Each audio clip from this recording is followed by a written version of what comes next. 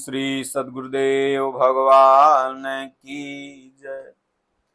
यहूँ ऐसा संसार है, जैसे सेमर फूल दिन दस के व्यवहार में, झूठे रंग न भूल।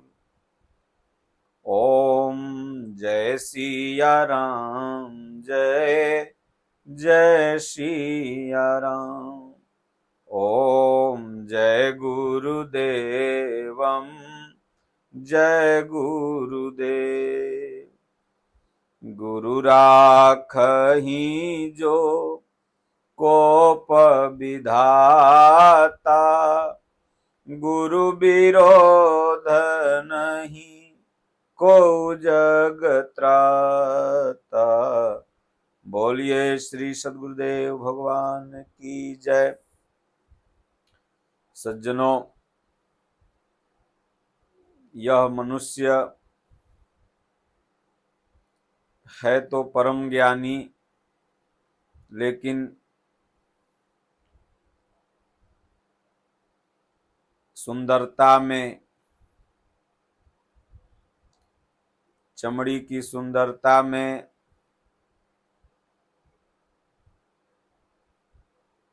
थोड़ा अपने मन को लुभा देता है। इसी चलते बार बार चमड़ी की योनि की यात्रा करते रहता है।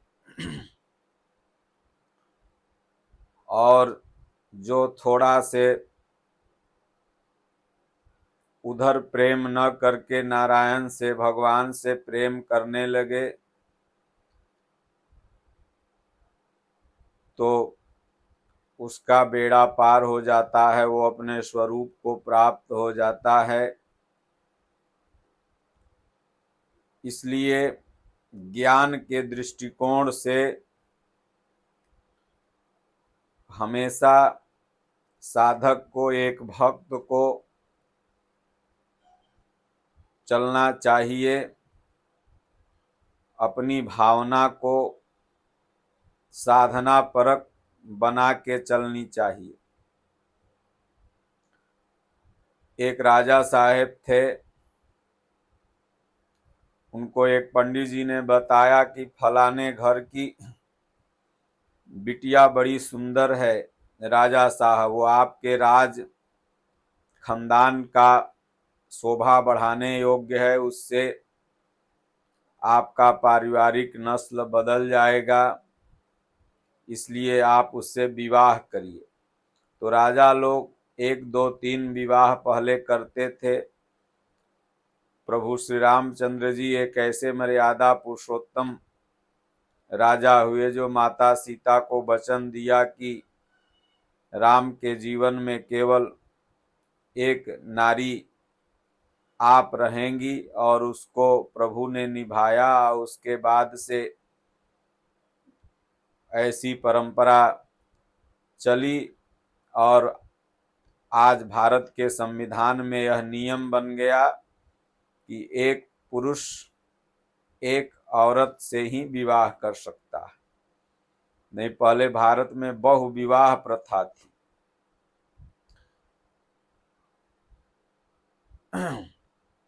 कुछ धर्मों में तलाक की प्रथा थी, लेकिन अब उसको भी हटा दिया गया। अब तलाक दे करके कानूनन आप दूसरा विवाह कर सकते हैं, ऐसे अपने मन मर्जी से नहीं कर सकते।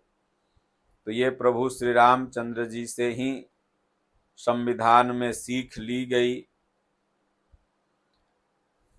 तो ये राजा साहब पंडित जी से पूछे कि बताओ कौन है, किसके घर की कन्या है। तो पंडित जी ने बताया, राजा साहब रथ से चढ़ाई कर दिए।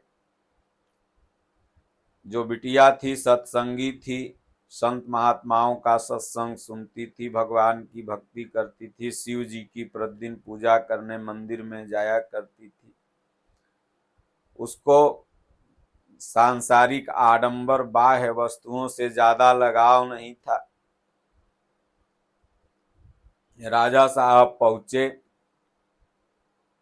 उसके माता पिता से बोले, भाई तुम्हारी बिटिया सुंदर है, राजघराने की शोभा बढ़ाएगी, उससे मैं विवाह करूंगा।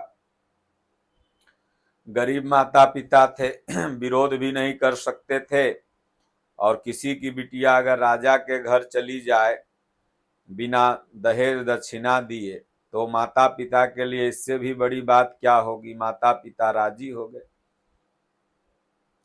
बिटिया समझ गई कि ये राजा तो मुझसे प्यार नहीं कर रहा है, मेरी सुंदरता से केवल कर रहा है, मेरे चाम से प्यार कर रहा है। इसलिए क्योंकि वो भक्त थी, मनोगत भाव समझी राजा का।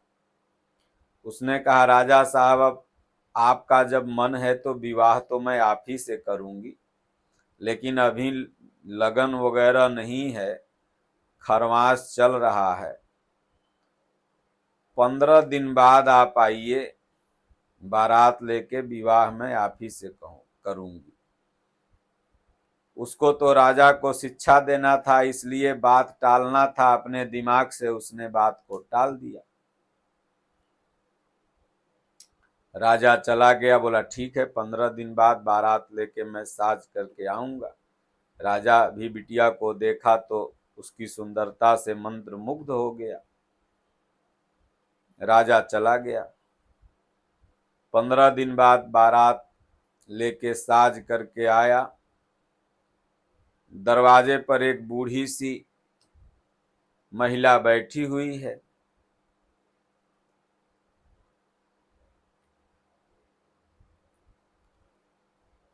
राजा आके कहता है कि तुम्हारी बिटिया कहाँ है, बुढ़िया बता जल्दी से, विवाह करना है, ले जाएंगे, अब लगन हो गया है, शुभ मुहूर्त है। तो वो बूढ़ी महिला बोली, राजा साहब वो ड्रम में है। तो राजा सोचा हो सकता है हमारे डर से ड्रम में जाके लुका गई। वो ड्रम में कुछ नहीं था। राजा जो 15 दिन का गैप किया था, तो बिटिया जो खाए और उल्टी जाके कर दे ड्रम में, जो खाए ऐसा चीज खा ले, कभी मक्खी खा ले, कभी कुछ खा ले, खाना खाने के बाद में उल्टी हो जाए, कभी खाए ही ना, वो ड्रम में जाके जब उल्टी लगे तो उसी में कर दे। अब दुबली पतली ऐसे बूढ़ी जैसी हो गई थी, वहीं गेट पर बैठी थी, और उसी से राजा पूछ रहा है कि बताओ बुढ़िया, वो कन्या कहाँ है, शादी विवाह करना है उससे। तो उसने कहा वो ड्रम में बैठी है। राजा सोचा हो सकता है डर से ड्रम में जाके बैठ गई। गया, जब ऊपर का बोरा हटाया तो महक रहा था पूरा उल्टी पैखाना।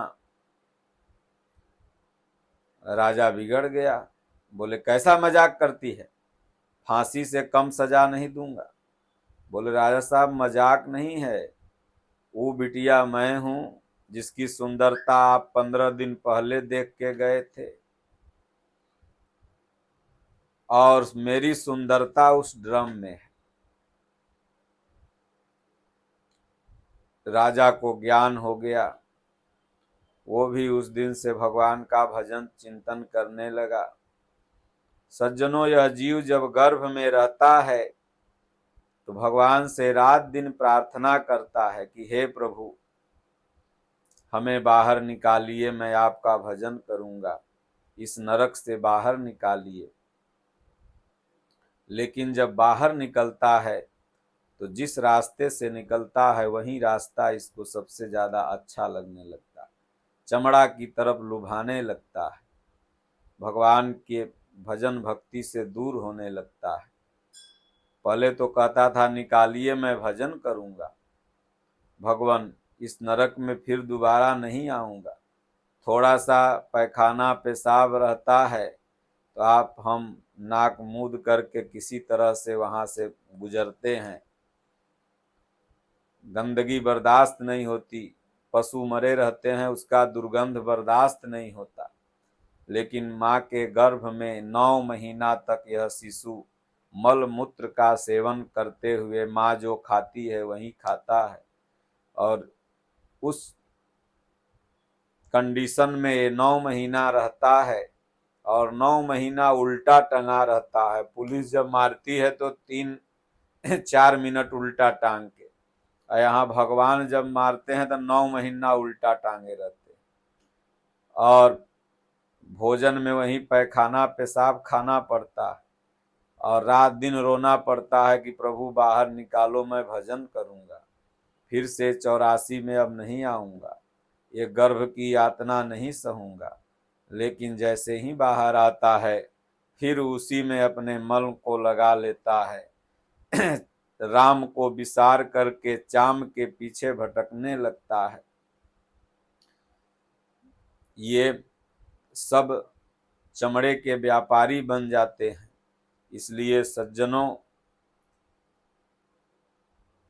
भगवान की भक्ति भजन, संत महात्माओं का संगत, गीता रामचरितमानस का अध्ययन, ये चाम की नश्वरता को बताता है और राम के तरफ प्रेम को बढ़ाता है, परमात्मा की तरफ प्रेम को बढ़ाता है। इसलिए मन पहले यह मन काग था करता आत्मघात, कौआ था बिष्टा पर ही नजर थी, लेकिन जब धीरे धीरे संगत अच्छी मिलेगी तो पाछे मन हंसा भया मोती चुन चुन खात, फिर यही मन हंस हो जाता है, परमहंस हो जाता है, गुणों को लेने लगता है। इसलिए बिटिया ने थोड़ी सी सीख दे करके राजा को भी और समाज को भी एक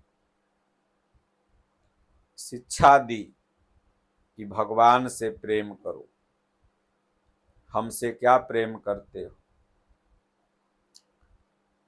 बोलिए श्री सद्गुरुदेव भगवान की जय।